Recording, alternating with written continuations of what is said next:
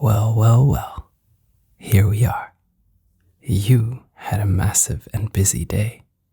It was exhausting. It was straining. It was draining. But you did it. You got through it. You made it, you lovely human. I know you had your struggles. And I know you got so tired at one point. But you pushed through.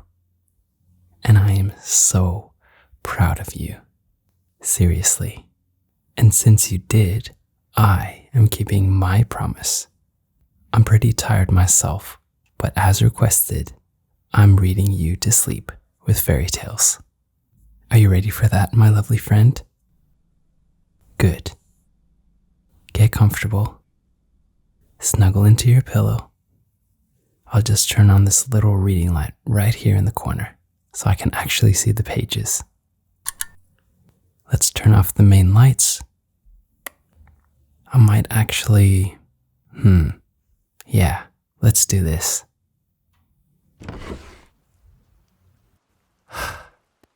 There. Soft rain sounds, soft light. I'll be sure to read super soft too, so it's all matching.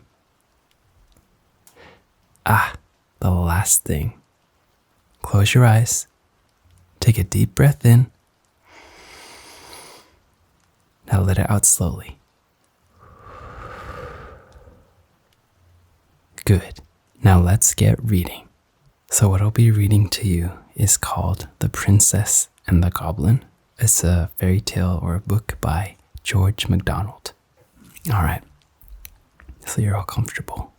I'll talk really softly too, so you can just cuddle into your pillow and enjoy. Remember, eyes closed. Okay, here we go. The Princess and the Goblin by George MacDonald. Chapter 1. Why the Princess has a story about her. There was once a little princess whose father was king over a great country full of mountains and valleys. His palace was built upon one of the mountains and was very grand and beautiful. The princess, whose name was Irene, was born there, but she was soon sent after her birth, because her mother was not very strong, to be brought up by country people in a large house, half castle, half farmhouse, on the side of another mountain, about halfway between its base and its peak.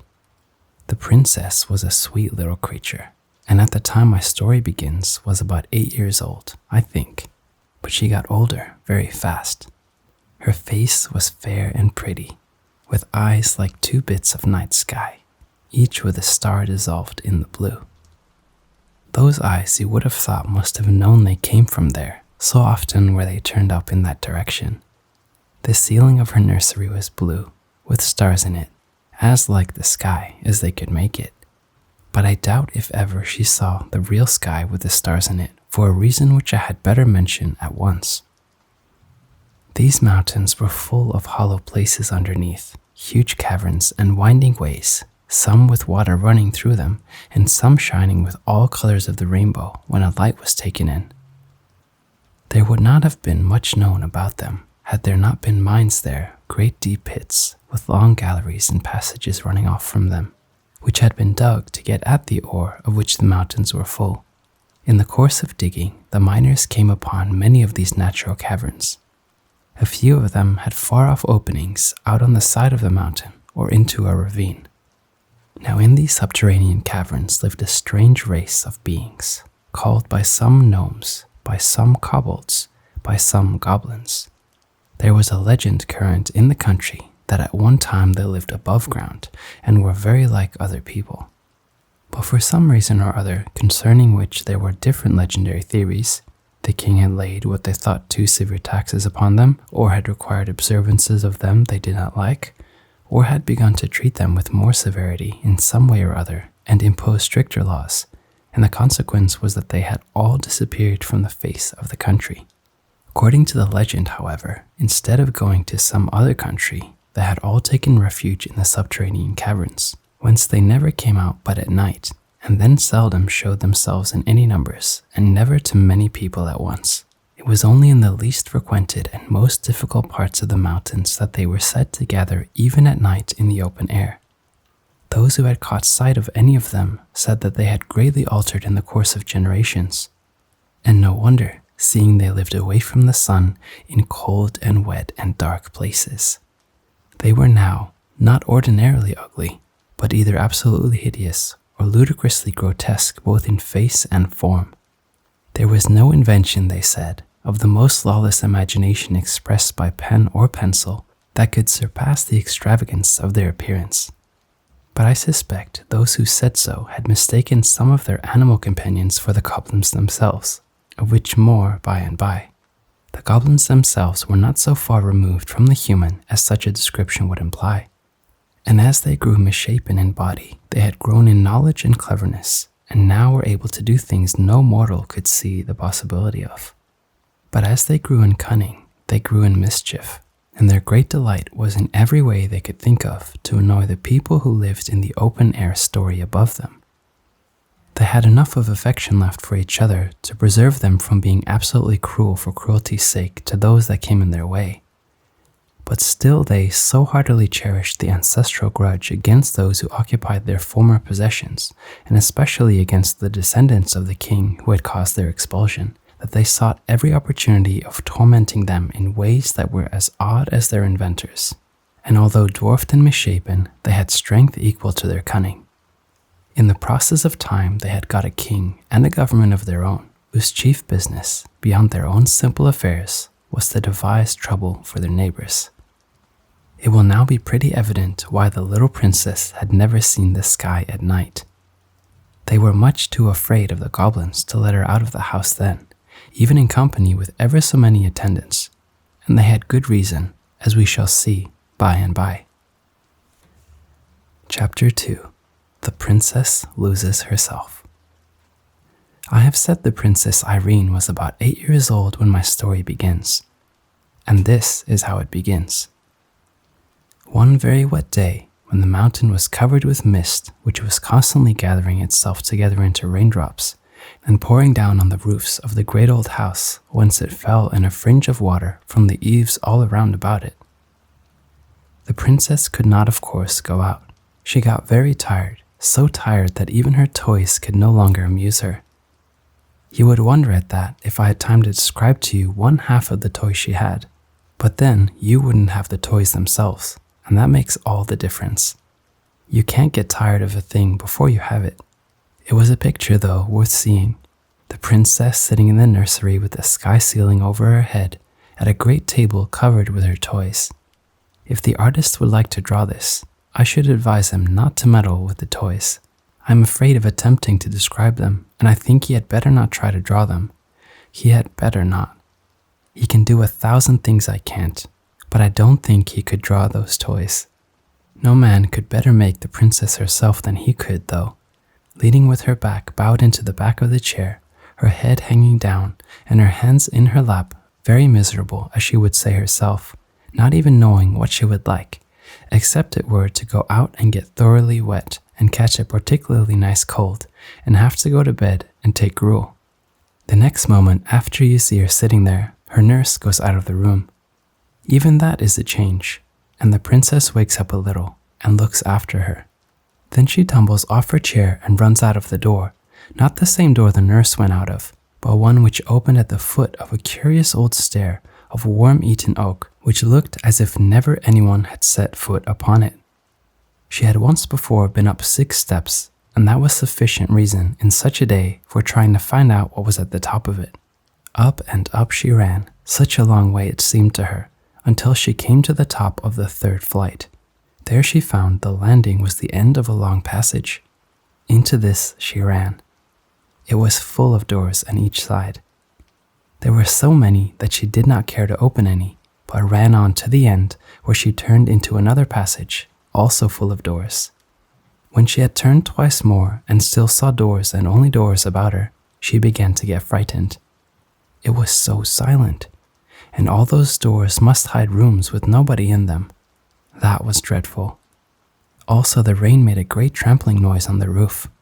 She turned and started at full speed, her little footsteps echoing through the sounds of the rain back for the stairs and her safe nursery. So she thought, but she had lost herself long ago. It doesn't follow that she was lost, because she had lost herself though. She ran for some distance, turned several times, and then began to be afraid. Very soon she was sure that she had lost the way back. Rooms everywhere, and no stair. Her little heart beat as fast as her little feet ran, and a lump of tears was growing in her throat. But she was too eager and perhaps too frightened to cry for some time. At last her hope filled her. Nothing but passages and doors everywhere. She threw herself on the floor and burst into a wailing cry broken by sobs. She did not cry long, however, for she was as brave as could be expected of a princess of her age. After a good cry, she got up and brushed the dust from her frock. Oh, what old dust it was! Then she wiped her eyes with her hands, for princesses don't always have their handkerchiefs in their pockets, any more than some other little girls I know of. Next, like a true princess, she resolved on going wisely to work to find her way back. She would walk through the passages and look in every direction for the stair. This she did, but without success. She went over the same ground again and again without knowing it, for the passages and doors were all alike. At last, in her corner, through a half-open door, she did see a stair. But alas, it went the wrong way. Instead of going down, it went up. Frightened as she was, however, she could not help wishing to see where yet further the stair could lead. It was very narrow, and so steep that she went on like a four-legged creature on her hands and feet. Chapter 3. The Princess and We Shall See Who. When she came to the top, she found herself in a little square place with 3 doors, 2 opposite each other and 1 opposite the top of the stair. She stood for a moment without an idea in her little head what to do next. But as she stood, she began to hear a curious humming sound. Could it be the rain? No. It was much more gentle and even more monotonous than the sound of the rain, which now she scarcely heard. The low sweet humming sound went on, sometimes stopping for a little while and then beginning again. It was more like the hum of a very happy bee that had found a rich well of honey in some globular flower than anything else I can think of at this moment. Where could it come from? She laid her ear first to one of the doors to hearken if it was there, then to another. When she laid her ear against the 3rd door, there could be no doubt where it came from. It must be from something in that room. What could it be? She was rather afraid, but her curiosity was stronger than her fear, and she opened the door very gently and peeped in. What do you think she saw? A very old lady who sat spinning. Perhaps you will wonder how the princess could tell that the old lady was an old lady, when I inform you that not only was she beautiful, but her skin was smooth and white. I will tell you more. Her hair was combed back from her forehead and face and hung loose far down and all over her back. That is not much like an old lady, is it? Ah, but it was white almost as snow. And although her face was so smooth, her eyes looked so wise that you could not have helped seeing she must be old. The princess, though she could not have told you why, did think her very old indeed. Quite 50, she said to herself. But she was rather older than that, as you shall hear. While the princess stared bewildered, with her head just inside the door, the old lady lifted hers and said, in a sweet but old and rather shaky voice, which mingled very pleasantly with the continuous hum of her wheel, "Come in, my dear, come in. I am glad to see you." That the princess was a real princess you might see now quite plainly, for she didn't hang on to the handle of the door and stare without moving, as I have known some do who ought to have been princesses but were only rather vulgar little girls. She did as she was told, stepped inside the door at once, and shut it gently behind her. "Come to me, my dear," said the old lady. And again the princess did as she was told. She approached the old lady, rather slowly I confess, but did not stop until she stood by her side and looked up in her face with her blue eyes and the 2 melted stars in them. "Why, what have you been doing with your eyes, child?" asked the old lady. "Crying," answered the princess. "Why, child?" "Because I couldn't find my way down again." "But you could find your way up." "Not at first, not for a long time." "But your face is streaked like the back of a zebra. Haven't you a handkerchief to wipe your eyes with?" "No." "Then why didn't you come to me to wipe them for you?" "Please, I didn't know you were here. I will next time." "There's a good child," said the old lady. Then she stopped her wheel and rose and, going out of the room, returned with a little silver basin and a soft white towel, with which she washed and wiped the bright little face. And the princess thought her hands were so smooth and nice. When she carried away the basin and towel, the little princess wondered to see how straight and tall she was, for, although she was old, she didn't stoop a bit. She was dressed in black velvet with thick, white, heavy-looking lace about it, and on the black dress her hair shone like silver. There was hardly any more furniture in the room than there might have been in that of the poorest old woman who made her bread by her spinning. There was no carpet on the floor, no table anywhere, nothing but the spinning wheel and the chair beside it. When she came back, she sat down and without a word began her spinning once more, while Irene, who had never seen a spinning wheel, stood by her side and looked on. When the old lady had got her thread fairly going again, she said to the princess, but without looking at her, "Do you know my name, child?" "No, I don't know," answered the princess. "My name is Irene." "That's my name," cried the princess. "I know that. I let you have mine. I haven't got your name. You've got mine." "How can that be?" asked the princess, bewildered. "I've always had my name." "Your papa, the king, asked me if I had any objection to your having it, and of course I hadn't. I let you have it with pleasure." "It was very kind of you to give me your name, and such a pretty one," said the princess. "Oh, not so very kind," said the old lady. "A name is one of those things one can give away and keep all the same. I have a good many such things. Would you like to know who I am, child?" "Yes, that I should, very much." "I'm your great-great-grandmother," said the lady. "What's that?" asked the princess. "I'm your father's mother's father's mother." "Oh dear, I can't understand that," said the princess. "I dare say not. I didn't expect you would. But that's no reason why I shouldn't say it." "Oh no," answered the princess. "I will explain it all to you when you are older," the lady went on. "But you will be able to understand this much now. I came here to take care of you." "Is it long since you came?" the princess asked. "Was it yesterday, or was it today? Because it was so wet that I couldn't get out." "I've been here ever since you came yourself." "What a long time," said the princess. "I don't remember it at all." "No, I suppose not," the old lady replied. "But I never saw you before," said the princess. "No, but you shall see me again."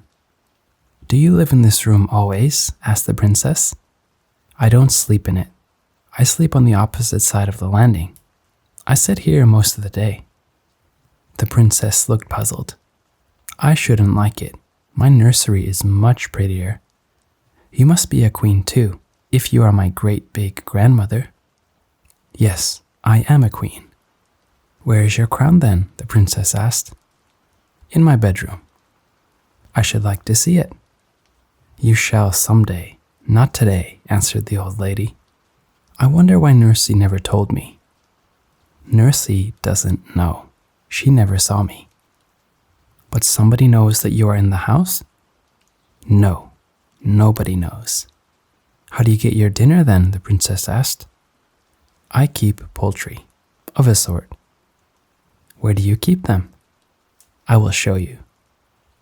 "And who makes the chicken broth for you?" "I never kill any of my chickens," the old lady replied. "Then I can't understand," said the little princess.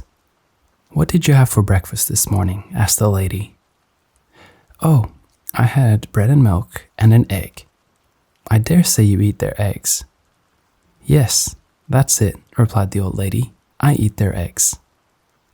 Is that what makes your hair so white? Asked the little girl. No, my dear, it's old age. I am very old. I thought so. Are you 50? Yes, more than that. Are you 100? Yes, more than that. I am too old for you to guess. Come and see my chickens. Again, she stopped her spinning. She rose, took the princess by the hand, led her out of the room, and opened the door opposite the stair.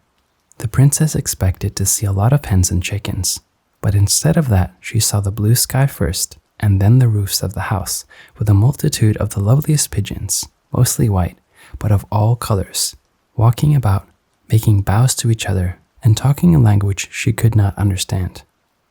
She clapped her hands with delight, and up rose such a flapping of wings that she in her turn was startled. You frightened my poultry, said the old lady, smiling.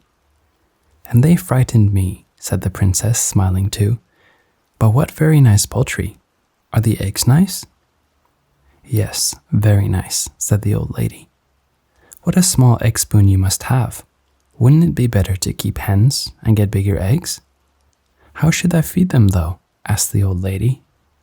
I see, said the princess. The pigeons feed themselves. They've got wings. Just so. If they couldn't fly, I couldn't eat their eggs. But how do you get at the eggs? Where are their nests? The lady took hold of a little loop of string in the wall at the side of the door and, lifting a shutter, showed a great many pigeonholes with nests, some with young ones and some with eggs in them. The birds came in at the other side, and she took out the eggs on this side. She closed it again quickly, lest the young ones should be frightened. Oh, what a nice way, cried the princess. Will you give me an egg to eat? I'm rather hungry. I will someday, but now you must go back, or Nursey will be miserable about you. I dare say she's looking for you everywhere. Except here, answered the princess. Oh, how surprised she will be when I tell her about my great big grandmother.